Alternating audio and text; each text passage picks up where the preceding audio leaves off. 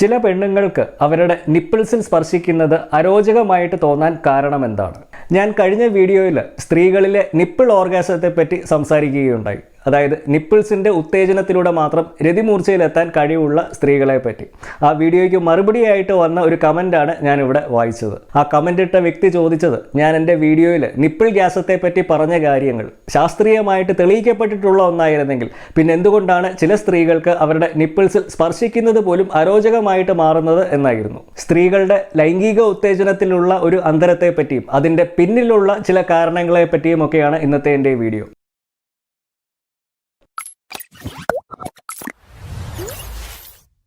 നമസ്കാരം, എൻ്റെ പേര് സംഗീത് സെബാസ്റ്റ്യൻ. ഞാനൊരു ഫങ്ഷണൽ സെക്ഷുവാലിറ്റി സ്പെഷ്യലിസ്റ്റും നോൺ മെഡിക്കൽ സെക്ഷൽ ഹെൽത്ത് കൺസൾട്ടൻറ്റുമാണ്. എന്തുകൊണ്ടാണ് ചില സ്ത്രീകൾക്ക് അവരുടെ നിപ്പിൾസിൽ സ്പർശിക്കുന്നത് അരോചകമായിട്ട് മാറുന്നത്? ഇത് ഈ സ്ത്രീകളുടെ ശരീരത്തിൽ എന്തെങ്കിലും കുഴപ്പമുണ്ടായിട്ടാണോ?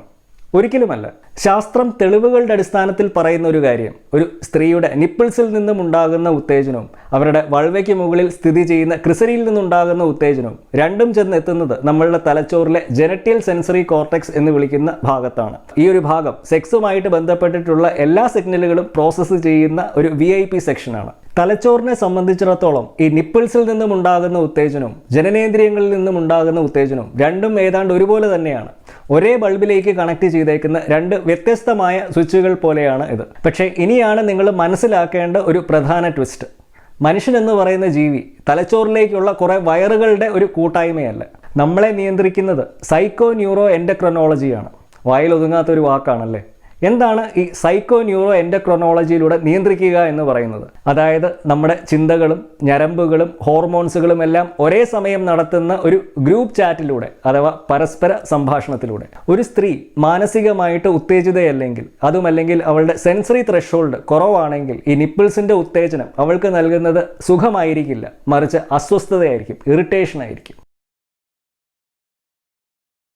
എന്താണ് ഈ സെൻസറി ത്രെഷോൾഡ് എന്ന് പറയുന്നത്?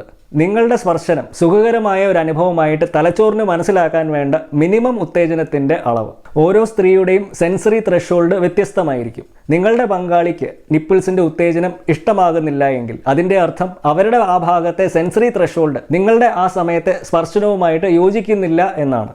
ഒന്നെങ്കിൽ അവൾ മാനസികമായിട്ട് തയ്യാറായിട്ടുണ്ടാകില്ല, അല്ലെങ്കിൽ ആ സ്പർശനം അവൾക്ക് താങ്ങാവുന്നതിലും അധികമായിരിക്കും. അതുകൊണ്ട് തന്നെ അവളുടെ തലച്ചോറ് അതിനെ സുഖം എന്ന ലേബലിന് പകരം അസ്വസ്ഥത എന്ന ലേബലിലായിരിക്കും രേഖപ്പെടുത്തുന്നത്. നിങ്ങൾ ഉറങ്ങാൻ ശ്രമിക്കുമ്പോൾ ആരെങ്കിലും വന്ന് നിങ്ങളുടെ ബെഡ്റൂമിലെ ലൈറ്റിൻ്റെ സ്വിച്ച് ഇട്ട് കളിച്ചാൽ എങ്ങനെയിരിക്കും? അതുപോലെ തന്നെയുള്ള ഒരു അനുഭവമാണ് ഇതും. വയറിംഗ് ഉണ്ടെന്ന് കരുതി ബൾബ് എപ്പോഴും കത്തണമെന്നില്ല. ലൈംഗിക സുഖം എന്ന് പറയുന്നത് ഒരു മെക്കാനിക്കൽ റിഫ്ലെക്സ് അല്ല, അതൊരു സബ്ജക്റ്റീവ് എക്സ്പീരിയൻസ് ആണ്. അതായത് സാഹചര്യങ്ങളിലും ബന്ധങ്ങളിലുമൊക്കെ അധിഷ്ഠിതമായിട്ട് കിടക്കുന്ന ഒരു വ്യക്തിഗത അനുഭവം. നിങ്ങളുടെ പങ്കാളിയുടെ ശരീരം ഓരോ ദിവസവും ഓരോ രീതിയിലായിരിക്കും. ചിലപ്പോൾ നിപ്പിൾ സ്പർശനം രതിമൂർച്ചയിൽ എത്തിച്ചേക്കാം, മറ്റു ചിലപ്പോൾ അത് ഇറിറ്റേഷൻ ഉണ്ടാക്കിയേക്കാം. അതിൻ്റെ അർത്ഥം നിങ്ങളുടെ ശരീരത്തിന് എന്തെങ്കിലും തകരാറുണ്ട് എന്നല്ല, മറിച്ച് നിങ്ങളൊരു മനുഷ്യനാണ് എന്നുള്ളതിൻ്റെ ലക്ഷണമാണ്. അപ്പോൾ ഒരു പുതിയ വീഡിയോയുമായിട്ട് നമുക്ക് വീണ്ടും കാണാം. So until next time, this is Sangeeth Sebastian signing off for VVox. Just sex, no shame.